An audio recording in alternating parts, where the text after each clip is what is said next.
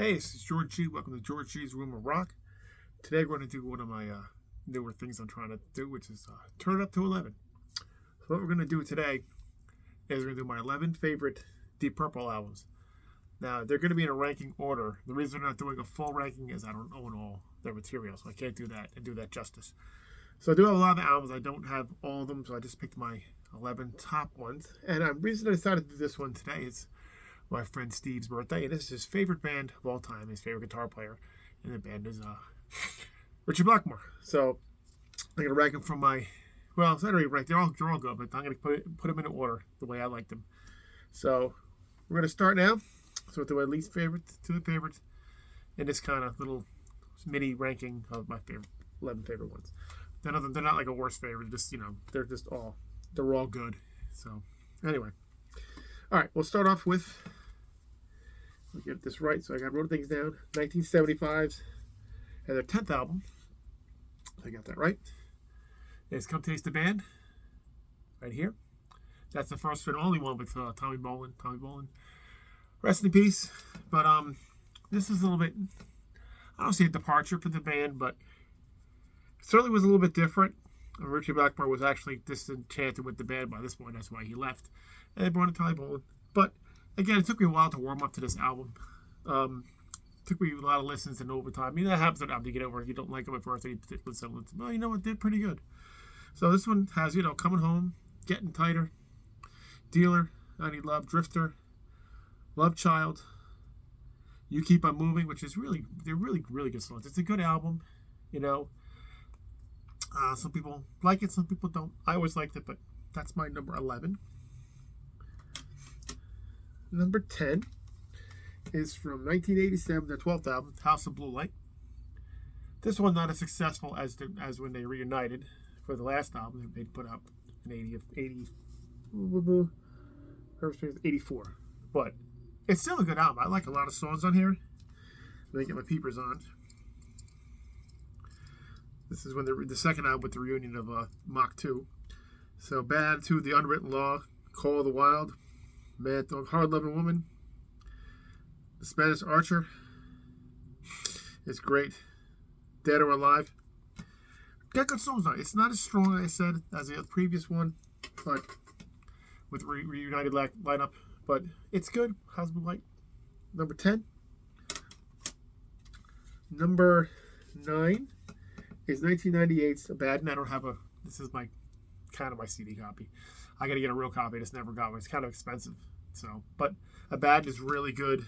I really like this one. It's the second one with Steve Morse on guitar. Steve Morse just recently left the band for personal reasons. So hopefully everything works out for him. But so prayers with him and his family. And anyway, this one has got some fantastic music on it. Any Fool Should Know. Any Fool Know That. Sorry. Almost Human. Seventh Heaven. Watching the Sky. Jack Ruby. As Evil, and they do a remake of Bloodsucker. Unnecessary, but they do nice. It's okay for a remake of their own song. They can remake their own songs. It's their songs. But anyway, Abaddon. That's my number 9. Number 8 is 1993's and final one with Ritchie Blackmore. The Battle Rages On. I love the production on it. It sounds really heavy. It's really done well. People don't particularly like this one, but I think it's a great album. I mean, The Battle Rages On, Lick It Up, which I never thought another band would actually use the title, Lick It Up. But I thought that was funny. Anya. Hold on. Time to Kill, Ramshackle Man, Nasty Piece of Work. Got really good songs on it. It's really strong. I like the production on it, like I said. It's really good. I like this one. That is my number 8. Number 7 is 1974's and their 9th overall. The second one with David Coverdale and Glenn Hughes is Stormbringer. Not as heavy, as potent as the first one with Coverdale and Hughes, but again, it's got some great songs on it. If I can read it with the red markings. Anyway, no Stormbringer, Lady Double Dealer, Hold On, Little Poppy, but they're really good. The Gypsy, Soldier of Fortune is a fantastic song. It could be a little longer, but it's really, really good. But that's my number 7, Stormbringer. Number 6 is 1984.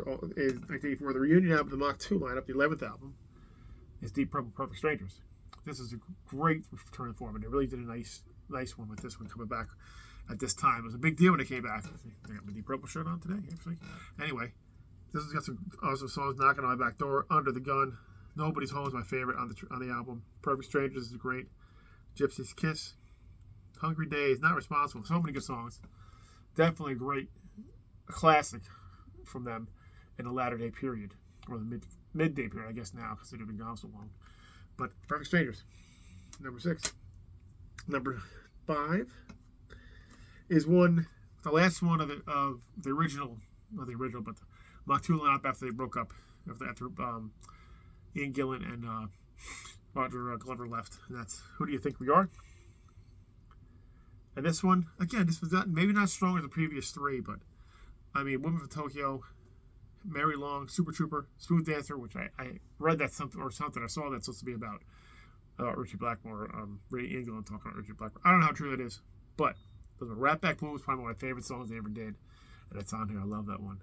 And Our Lady, it's got some great songs on it. It's not as memorable maybe, but I think it's quite good. So that's number 5. Number 4 is 1971's Fireball. This one's another really good album. Of course, the title starts Fireball, No, No, No. Strange Kind of Woman I like.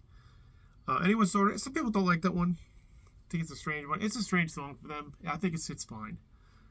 The Mule and Fools is great, and I love No One Came. It's one of my favorite songs by the band ever. I love that song, No One Came. So yeah, this is really, really, really good, and one of their better album covers too, in my opinion. So that's my number 4.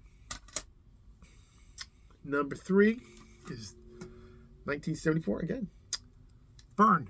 First one with Coverdale and Glenn Hughes, and it's really, really good. I mean, they did a nice job. I was so surprised that I liked this one this much when I first heard it, but every song was fantastic. Burn. Night Might Just Take Your Life. Lay Down, Stay Down. Sail Away. You Fool No One. What's Going On Here? Mistreated is so good. I love Mistreated. Either way, the version of this one or the live versions they did with Ronnie James Dio when he was in Richie Blackmore's Rainbow. But they're both great, and this is just an absolute barnstormer. So I love this one. So Burn, number 3. Now leaves only 2. And number 2 is probably the more popular one, but it's 1970. I wrote down the wrong year. 72. Sorry, Machine Head, which is probably the most popular one, like I said. Of course, it's got Highway Star and it's got Smoke on the Water. It's also got Pictures of Home, which is a great Never Before, and Lazy. Lazy is a song I use for my son because he doesn't do anything in the house or his homework or whatever he's doing homework, or when he was doing homework when he's graduated, or just do anything. Did you do this today? No. Why? And he puts his head back and goes, "Cause I'm lazy." So I always thought that was quite funny. But anyway, that's my number 2. Number 1, in rock. This one is just so good. I love this album so much. It's such a great one. I never get sick of any of it. Speed King, another of my favorite songs. Bloodsucker. Child in Time is epic. People get tired of that one. I like it. Flight of the Rat. Hard Loving Man. Just so good. Into the Fire. It's just heavy.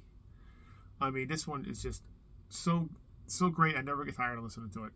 It's just every song is like, wow, I can't believe how good this one is and how they came out with from what they were doing with the Mach 1 lineup, and then they did that concerto out live one with the live symphony band.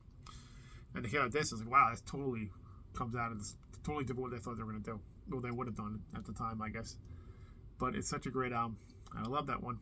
It's my number 1. And so yeah, that's my thing. And if there's no Mach 1 on here because I'm really not a big fan of the Mach 1 ones. I had like some songs sprinkled in there. They have some good stuff, but not one of my favorites. But anyway, the latter catalog, I have a couple of them, like I said, but the last 3, Now What I have, and then I've heard songs from Infinite and Whoosh, and they're both really good. I mean, it's different Deep Purple than what you would think and what you're expecting, but if you never heard it, it's different, but it's really, really done well and very good. So anyway, that's my top 11 Deep Purple albums. I hope you liked it. And again, this is for friend Steve. Happy birthday to you. And Keep rockin' metal alive. See you later.